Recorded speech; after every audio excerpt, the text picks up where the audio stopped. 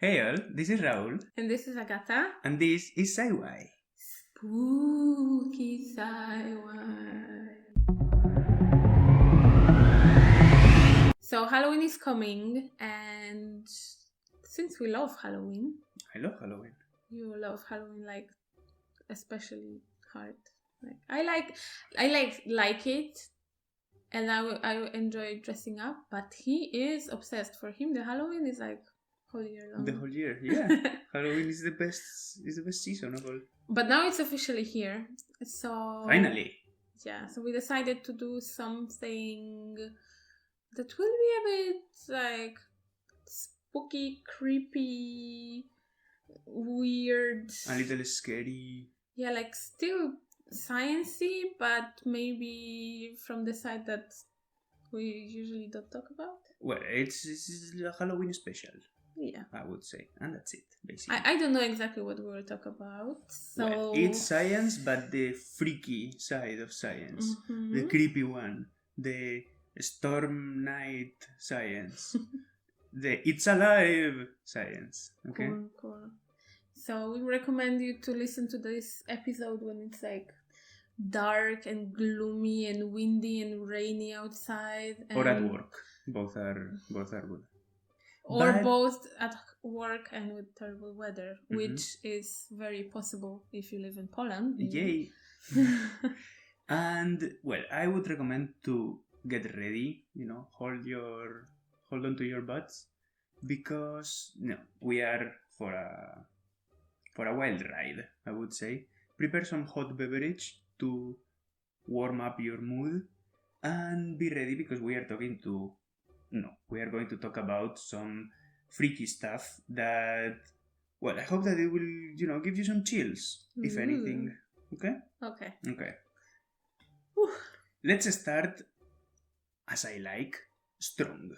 Okay? Okay. We are opening the doors of this wild ride with the experiments of the Unit 731, which it already sounds spooky enough. Yeah, it sounds like an abandoned psychiatric hospital. Well, not really. No? No, it wasn't. It happened during wartime, which is one of the creepiest times that can happen. Most horrors can happen during war. So this happened during the World War II, which was one of the most horrific times in history, as we know. We witnessed plenty of horrors, and this was a section of the Japanese army that was officially known as Epidemic Prevention and Water Purification Department. Doesn't sound very spooky. It sounds pretty boring, to be honest, but all this was a cover. The Ooh. Quantum Army was under the direction of the General Shiro Ishii, who was not only a general, but he was also a microbiologist. Okay? Okay, interesting combination. Well, everything was a cover, because it was a secret program of the Japanese military, super shady, and basically they had this white card to do whatever they wanted in the name of science. Okay? So using science as the justification, they did horrible things. Ugh. Basically, they were researching biological and chemical warfare with funds of the Imperial Army, and they conducted lethal human research during the years of the war. So basically, they were active from 1937 till the end of the war, 1945. Okay? What they did basically was to test biological weapons on war prisoners. Oh. Okay? They would do horrible experiments that you cannot heard of, and all these experiments later got banned by the Geneva Convention. Okay? I'm scared already. They would perform. I hate war. They performed vivisections without anesthesia. What is vivisection? Vivisection, when you cut open a living organism. Okay? Because usually you dissect organisms when they are already dead. Yeah. But you can open a body while it's still alive to see how it works, maybe to tamper with the things. Ooh. Most surgeries are vivisection, remember? Well, yeah. But these were done without anesthesia. So they were probably passing out from the pain. However, most of them, because you know that different people hold different pain threshold, right? So most of them, they were alive during these procedures, and they had to be restrained to the bed, obviously, or to the surgery table. And it was amazing because they said that they are doing so to see how much a person can go under these circumstances. So as some sort of testing the limits of the human body to pain. Okay? Mine wouldn't last long. Yeah, mine neither. I'm such a cray baby. I wouldn't be very good subject for this one. Yeah. They would torture and maim the war prisoners to also test limits of the human body to see how much they could go through torture before they pass out or they die. And they would maim without anesthesia to see when is the moment when a body would pass out, and then retouch the limbs that they took to see if there was tissue rejection or not, as some sort of implant. Okay? That sounds horrific. Like they did even more terrible things, like taking war prisoners and infecting them with anthrax and syphilis and not giving them any treatment, just to see how the disease would naturally evolve in a body, to monitor them. And now, be ready, because this is very upsetting. Soldiers and guards would rape the women to force pregnant them and use the babies for research. Okay? Oh, yes. Okay. So this all the horrors is not fun at all. All the horrors that you can imagine, this unit did them. There is a movie which is regarded as one of the best movies ever done, called The Men Behind the Sun, which explains all this story. Okay? It's a really tough movie, so I only recommend to watch it to really, strong-hearted people. If you have like weak character, do not watch that movie. Okay? But I highly recommend. It's a really good movie. I will not watch it. Now, there were no survivors of the camp. Of course. All of them were executed when the Soviets took over. Okay? So that they couldn't tell about what they were enduring. Yeah, to not leave witnesses. However, it didn't quite work as they expected, because the military survived. They would have to execute their own guards and soldiers and doctors. There were plenty of medical doctors there. And for sure they had like plenty of proof of like written... Now, it is thought, because of propaganda, that the US won the World War II. It was not true, okay? And from here I want to make a statement. It was the Soviets. It doesn't matter whether you like communism or not, the Red Army won. And this is it. This is history. You cannot go against it.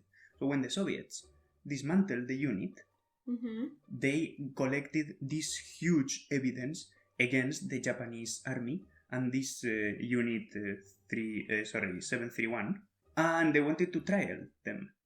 However, they could only put on trial the prisoners that they had taken, because the prisoners that the US army had taken, they were tried in the US. Okay? So, what happened here? Like, as always happens with the US, they are very shady. And the CIA made a deal with the General Shiroishi for complete... Of course they did. And they offered him complete immunity. Of course they and did. New identity and relocation in exchange of giving the results of all his experiments to the CIA. Well, I kind of understand it, because, let's be honest, it's already done. The deed is done, and you cannot take it back, so at least you can, like, collect the data to not have to repeat it again. That's what they thought, exactly like that. And they thought, like, well, these horrors that they did... These horrors they did in the name of science were terrible and should never be done again. But it is done already. You cannot change it. So they collected all the data, all the evidence that this General Shiroishi was gathering for his research, to have it as part of the medical research. But the point here is the deal that they did with him for giving immunity to him and his closest circle. However, the Soviets did the exact same thing. They collected the evidence, anything that they could, put their hands on, and all the prisoners that they took were tried and executed. So there were no deals done, no agreements, no under-the-table shady stuff. The Soviets executed all Japanese army that they could find. This was the first one. So, as I said, we start on a high note. If you want to take a break now, be my guest. Is there anything like funny in here? And I came here for the laughs. well, this is a Halloween special. Now, let's go to the next one. Okay. The Takishi syphilis experiment. Already the word syphilis sounds bad. Like, I don't know who came up with it, but you say syphilis and you're like, ooh, it's like chilly. You know what I mean? I think that from that, like the name of that disease, we have the word in Polish. I mean, that's only my guess. I haven't checked it. There is the word syph that is described to, like, used to describe like terrible dirt and like if your place is in total mess and it's dirty, then you say, oh, Alexi. Your house gave me syphilis. Basically, yeah. So like it sounds very bad. Okay, so in the Takishi syphilis experiment, it was a research that was done between 1932 and 1972. Ooh, that's a long time. Okay. Yeah. Where is 40 years. Tuskegee? Tuskegee is somewhere in the US. I don't know. In this experiment... Maybe it's Wisconsin. Or maybe it's Wichita? Or Wichita? I don't know. I always thought that witches were from Wichita, by the way. So in this experiment that lasted 40 years, 600 black men were enrolled, 399 with syphilis, and 201 without, as a control. Okay? The ones that had syphilis, they were given placebos. They were basically aspirin and other minerals, instead of treating them with penicillin, which was the way that we know that syphilis could be treated. Okay? Just to track how the syphilis would spread in the body. Oh, that's terrible. Okay? Now, the aftermath of this is that 28 died from syphilis, 100 from complications related to syphilis, and over 40 gave to their spouses and sex partners syphilis. Okay? Including 19 children that contracted syphilis during birth. Wow. Right? Clinton issued an apology, but no charges were filed. Because everything was done. No one faced criminal charges. In the name of science. Because name of science. And they accepted to do the experiment. For sure, the people, they were like sure that they will be treated for that. And they were like, okay, we're enrolling in that. And we are being given a medicine and it's just not working well. And then it turned out that they were just like, just checking how fast. But imagine you will die. Having syphilis for 40 years. Like, yeah, syphilis will eat your hair and your cartridge, so you lose your nose and your ears. You know? It is terrible, terrible disease. Yeah. And they were kept like that for 40 years with more or less control, because if they are like, okay, guys, you are kept in this facility and you have no contact with anyone else. No, but they were like, outside, you know, maybe giving disease to other people. It is not known how many people contracted disease from being in contact with them. So yeah, and no one faced criminal charges, which is the worst part of this, because nowadays, if you do an experiment in the name of science and the experiment goes wrong, you will face criminal charges for negligence, obviously, because you are hurting people. Yeah. You know? I mean, you face criminal charges even though you hurt people without being your intention, for example, in a car crash.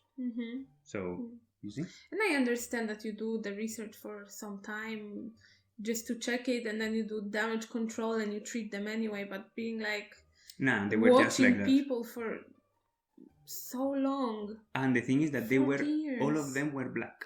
Of course they were, because why would you do anything to perfect, amazing, lovely white males? They don't deserve that. It's insane. Racist. Now, let's go to one that is quite freaky also. Okay. I like to call it dogs with two heads. Okay?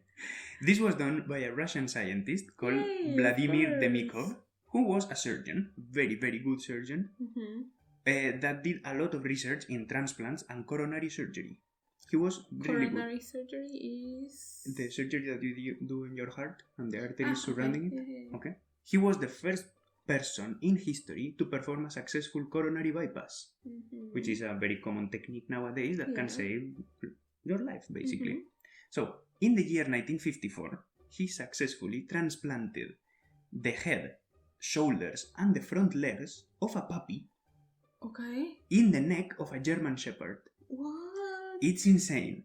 The transplant was really... Of like an adult? Of an adult German Shepherd. Yeah. And the transplant was successful. Oh, that sounds nightmarish. It is ghoulish. It is insane. And the transplant was successful because the two heads could move independently, bark, sniff, eat, lick. They could hear, so like their ears and brains, they worked, and they could even move the paws independently. How did the puppy eat? The thing is that everything is inside the brain, right? So all your sense of taste and smell comes from your brain, right? So the puppy would be offered food and smell it and wanted to eat it. So it had appetite. Yeah, but where the food would go? The food wouldn't go anywhere because, only the arteries and, it didn't have a digestive tract. Oh, something tells me that there is a dead puppy. So the thing here is that the transplant was successful, which is insane already, because their brain worked. It's like the reverse surgery that they do on those twins that they are connected. Oh yeah, so exactly like that. It's this but reverse. Instead of taking them apart, you put them together. However, they didn't survive long because of tissue rejection. Because you know that you cannot put tissue from other organism in a new organism without rejection, because the body will be like, oh, mister, you are not from here. If you cannot eat, then probably you will not survive very long. This doctor created 20 bicephalus dogs. Okay? 20? The longest one survived 1 month. Insane. Now, you have to admit that it was a cruel experiment. Yeah. But you also have to admit that it was really, really successful, and that it helped us to learn how transplant work. And later, this work that he did could be taken into humans for, retouching limbs, or, I don't know, you get burned, severely burned, and they have to transplant the skin. Yeah. So, all these things, this was the way to help people treating in dogs. Of course, it was the 50s, so nowadays, the European Union forbids experiments with animals unless there is no alternative. Okay? Well, I'm thinking that but in general, cool, interesting, terrifying, very freaky, very weird. By the way, I recommend to search on Google Images the pictures of this experiment. They are not scary. They are just very freaky, but something that you could see in a horror movie. Okay? It totally looks like a horror movie, like special effects from a horror movie. Maybe but we can share on Insta. They are not scary. Yeah, maybe. But, they are not scary. You just see them and you're like, oh, this is strange. But that's it, Okay. So they are not violent or anything. I'm thinking that, all this experiment, the problem that I see here is, why would you put a puppy to an adult dog? Why wouldn't you connect two puppies probably from the same mother? Like siblings. That is a very good question for which I don't have an answer. Mr. Vladimir, why didn't you think of that? I don't know. Probably he did so in one of the 20 experiments that he did. Well, but this was the first one. Having this idea makes me think that if I were there, I would be participating. Yeah, but it was really insane. So it reminds me of that article that we read recently and we shared on our Insta story about the man. The man who was brain dead was transplanted pig kidney, yeah. and it worked. This GMO kidney. Yeah. So there is a question of how ethical is that? Yeah, of course. Of course, you always have these ethical questions. And nowadays the experiments have to be approved by the ethics committee. This was the 50s. So the ethics committee was, trust me, bro. And Russia, so. Yeah, 50s in Russia. There was loose regulation. Yeah. Nowadays this could never happen. But this kidney transplant was kidney or was liver? Okay, I don't know. I think, well, it doesn't matter. This transplant that we shared, some organ. It was really interesting because it shows how you can combine genetic therapy with transplants, which is like, the whole science together. It's insane. Let's be honest, there is way more people who are awaiting transplants than people who are donating the organs. Yeah, if you could take any organ, genetically modify it, and then it's like universal organ for everyone, that would be really, really a good, a good step forward. Yeah. Okay, let's go to the next one. Testicles transplant.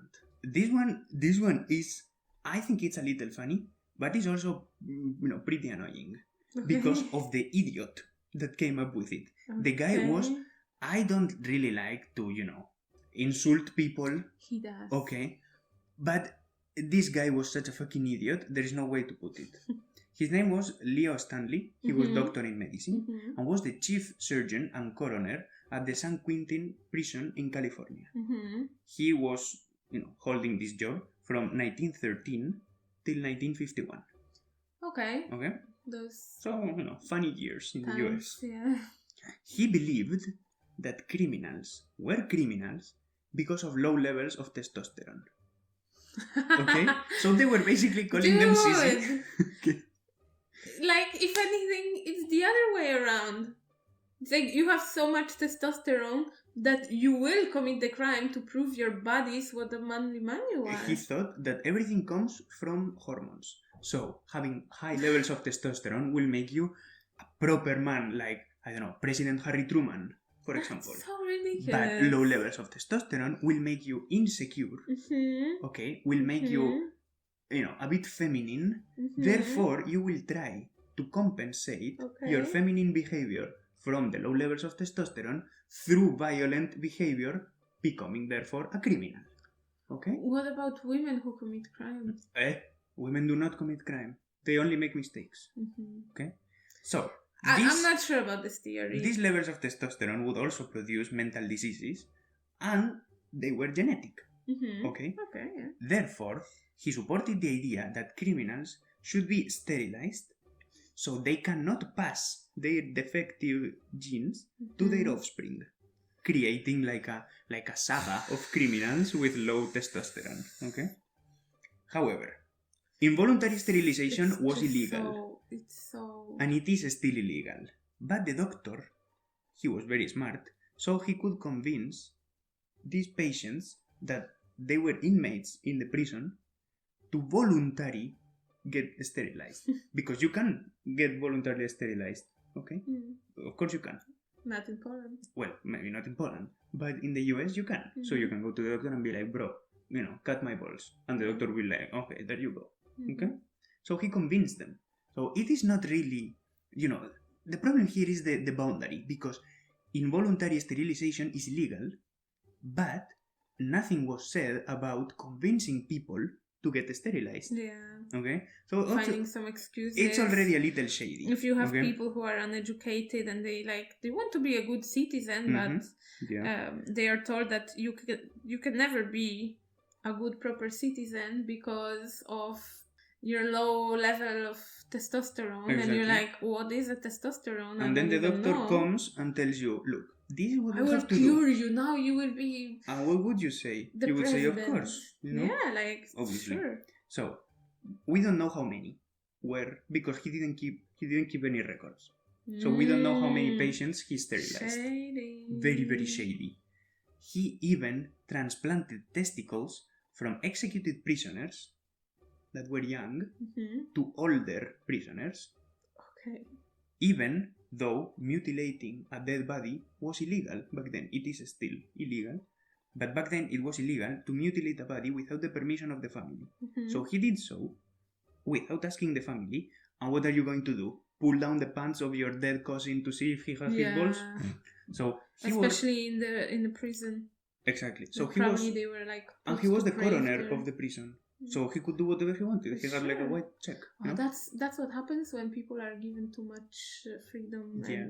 And he was doing it because he truly believed what he was doing was right, which is the worst, Because if you are evil, then you are like, bro, you are evil and you hurt people because you are a bad person and that's it. But if you are just an idiot who is convinced that he's doing good things, it's like, oh my, bro, you are How do you explain that terrible. You're just stupid? You can't. I mean, it's insane. So, hundreds were transplanted. Okay, from young testicles put into bodies of older people because younger prisoners have higher levels of testosterone than older prisoners. But if they got executed, it means that they were bad, which should suggest that they have very low levels of testosterone. Exactly, that's what he thought. Therefore, he was like, let's use goat testicles. Oh, yeah, sure. So he would cut... Because we know that goats don't commit crimes, so he they would must cut the testicles have of the plenty goat of testosterone. and transplant them to human bodies. Of course, he reported that was a success. Okay. But actually, there was probably plenty of infections and a lot of tissue rejection that killed prisoners before we could check if there was actually any improvement. Okay? And since it was prison, no one cared. He was doing this until the US entered in the World War II. Because after the war, the US learned about the horrible experiments of this Japanese unit and the experiments of Dr. Mengele. They saw that this fella, Leo Stanley, could become some sort of Dr. Mengele, and they were like, oh, mister, okay, not anymore. Okay, you had your fun, enough. So they made sure that he could not perform such, procedures anymore because he was forced to retire. Okay, so they forced him to get retired, and in the year 51, he left his career and he lived happily ever after with his wife, which, surprisingly enough, they never had children. Oh, so everything is just because he had low levels of testosterone and he was basically looking for cure for himself, making up some bullshit theory. Yeah, this villain corruption arc is insane. So yeah. Okay, let's go to the next one. Now, this is one that you are familiar with, the Stanford prison experiment. Okay, so I will remember you. Yes, remind me. Yeah, in the year 1971, a group of researchers in the Stanford University conducted an experiment to investigate the relations between prisoners and guards. Okay, I know. We watched a movie about it. Yeah, it was terrible. Okay. I mean, good, but the movie was good, but the story was horrible. So, 24 students were taken, and they were kind of lied to, saying that you are going to behave as in prison. Okay? So they thought it was everything like some kind of make-believe, like a game, that was funny, but it was very much serious. So these professors of psychology and psychiatry, they were observing them and monitoring their behavior in a sort of prison that they built in the library of the university. So 24 students were assigned the roles of prisoners and guards randomly, but there were more prisoners than guards. Okay, and they just draw from a hat, okay, to see who was who, and they were put in this prison-like environment that was, just as I'm telling you, built in the library of the faculty. The experiment was supposed to last for 2 weeks. Okay, but the study had to be stopped after 6 days only, because it was so difficult to keep control and maintain order over the guards, who were being super cruel to the prisoners. They accepted all this power that they had. Human nature. Despite being told to not use any form of violence, 1 in 3 guards showed tendency to violence towards the people that he was supposed to be responsible for. Okay? Surprisingly, many of the prisoners, of the students that were pretending to be prisoners, okay, they were like actors in a movie. Yeah, this is amazing that they took it so seriously, and they accepted the abuse and the violence. Okay, and the study showed how individuals with power are easily corrupted, and how individuals that are submissive and put in an environment where they lack dignity, they will also accept it and think less of themselves. The doctors that conducted the experiment were sued by the students because the students said that they were not properly warned of the danger of this experiment, and like a couple of them had sequels that lasted their whole life. Yes, so these 6 days scarred them for life. Yeah. Okay, because no surprise. they were being psychologically tortured. They were not like, I don't know, strapped down and cut or anything like that. There was no physical torture, but they were kept without sleep for days, without food for days.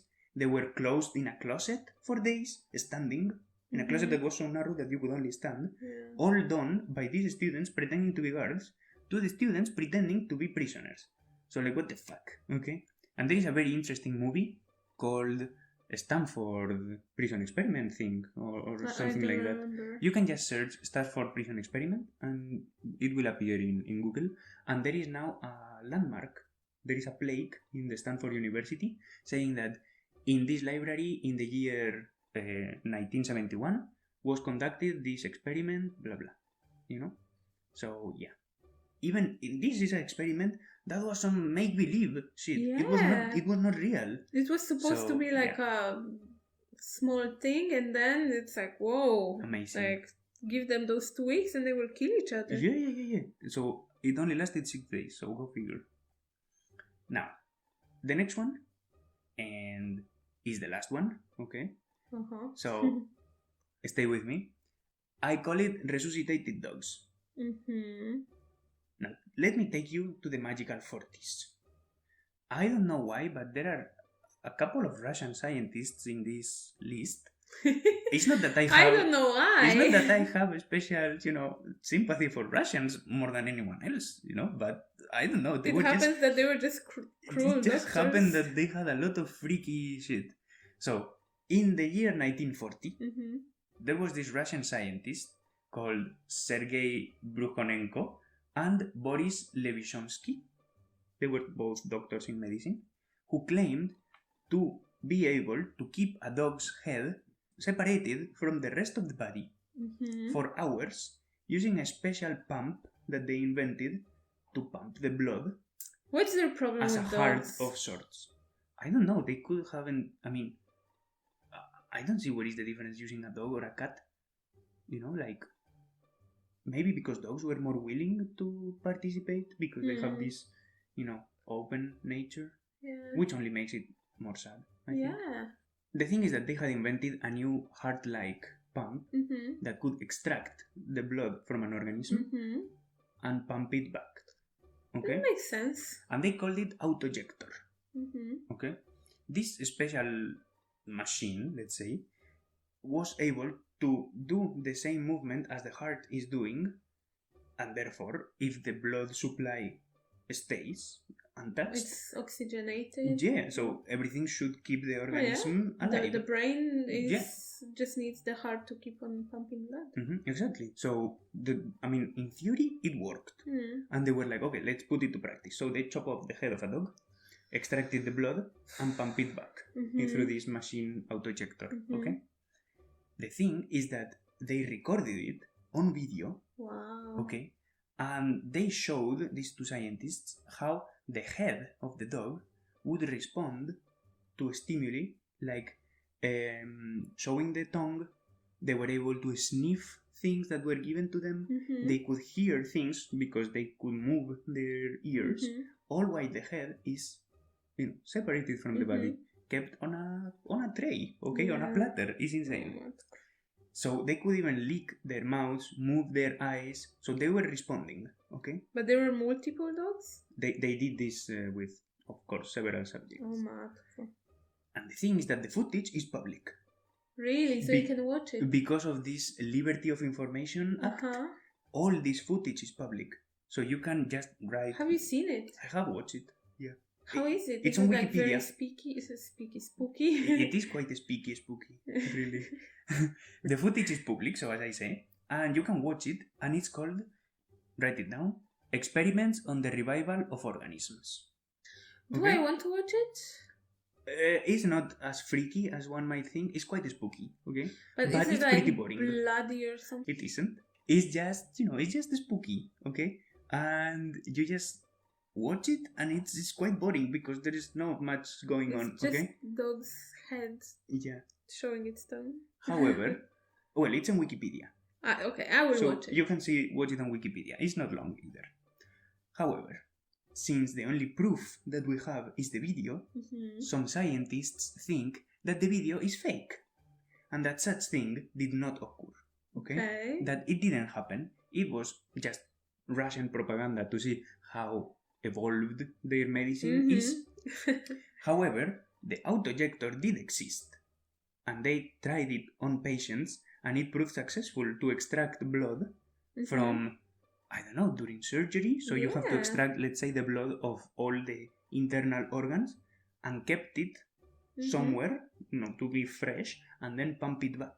Yeah, like, I mean, I don't know about the head, but in general it sounds kind of reasonable to a machine of that in theory kind. It can work, and such machine exists nowadays. So this autojector is like the primitive version.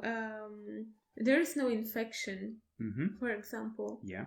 Then if the head of the dog is not bleeding out, if, like, I don't know, maybe it could be painful and the dog could pass out from the pain of, like, having the head cut. Well, but if you do it with, like, anesthesia and then you give some pain. We don't know if the dog was given anesthesia. Probably he was, because you cannot operate on a dog because dogs are really strong. You will have to restrain them and all that stuff.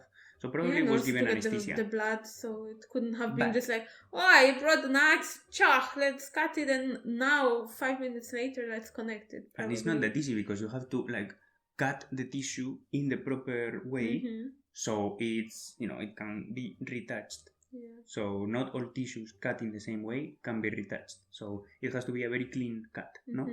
However, since I say that the only proof that we have is the video and the report of these two Russian doctors that they said, trust me bro, it works, and it has not been done ever again, scientists think that is fake. Okay.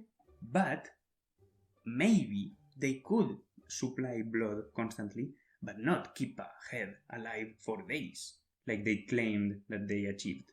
Okay. Yeah, I'm thinking that, like, infection would be the biggest problem, but I'm not a medical doctor, in case anyone was wondering. Yeah, but with my extensive knowledge. Excuse me, but I have watched the video and it's spooky. It's pretty creepy.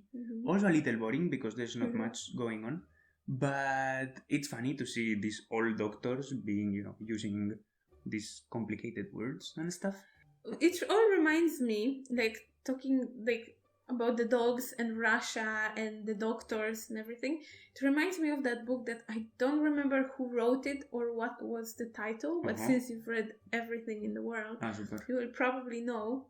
There was this book by a Russian author, a very thin one, about a dog who turned into human, or, like, was turned by the doctor. Like, the doctor was the owner and the doctor turned it into, like, speaking, well-behaved, human-like creature. So it's some kind of Russian Pinocchio. Kinda, but it's more like, like Russian doctors doing freaky stuff with dogs. And it, like, really sounds now, knowing, like, those two stories and that book, that maybe Russians had some weird fascination with making surgeries on dogs. Okay, we will Google it and maybe share it later on Instagram. Really have no idea what book are you talking about, but I will find it. Yeah, I had it. Okay. For sure, it exists. Some Trust me. Weird Soviet book. Okay. No, it was by, like, someone famous, like Brukhonenko or something. Okay. Yeah. Well, and this has been all for this Halloween special of this week. There will be another Halloween special next week. Because as it happens, the 1st of November, All Saints Day, it's on Monday, and we post episode on Monday, so we thought, like, boom, why not? Okay? Yeah. So you get 2 for the price of 1. Amazing. One to prepare for Halloween, and the other to be like, well, it passed, but it's still kind of spooky season. Yeah, so, like the after party. Yeah, yeah. So remember to follow us on Instagram, because we'll share all that stuff that we talked about in there. And our Instagram is sci.y.podcast. We would appreciate if you can tell your friends. Yes. Recommend like, if you hey, like. Recommend, because sharing is caring. Share on Insta or something. Yeah. And we will see you next week. Yes. So, happy spooky season, everyone. Ooh. Enjoy your Halloween. Yes. Dzięki pa. Dzięki pa.